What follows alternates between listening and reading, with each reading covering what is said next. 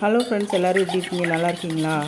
இன்றைக்கி வந்து சடவுனுங்க. அதனால் வந்து ஆம்லேட் போட்டுட்டு மட்டன் பிரியாணி வாங்கிட்டு வர சொல்லிட்டேங்க. எப்போவுமே ஆம்லேட் போடுறதுக்கு சின்ன வெங்காயம் கட் பண்ணி பச்சை மிளகாயும் வதக்கிட்டு முட்டையில் போடுங்க.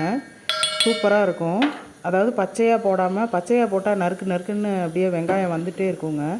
அதனால் வந்து லைட்டாக ஒரு வெங்காயத்தை போட்டு நல்லா ஒரு ஒரு 5 நிமிஷம் கிட்ட வதக்கிட்டு அதில் போட்டிங்கன்னா ரொம்ப சாஃப்டாக சூப்பராக இருக்குங்க. மிளகுத்தூளும் அதிலே போட்டுருங்க. கடைசியில் போட வேண்டாம், அது ஒரு மாதிரி இருக்குது, எனக்கு பிடிக்கல. திருப்புறப்ப இப்படி உடஞ்சி போயிடுதுங்க, என்னங்க பண்ணுறது.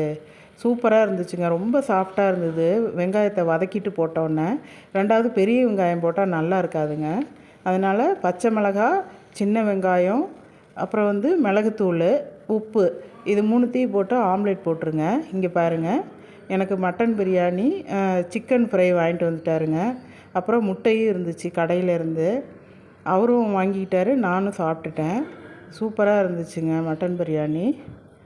முட்டை சாப்பிட்டாக்கா பிரியாணி சாப்பிட முடியலைங்க, என்னன்னு தெரியல. நீங்களும் சாப்பிட வாங்க. ரொம்ப நன்றிங்க.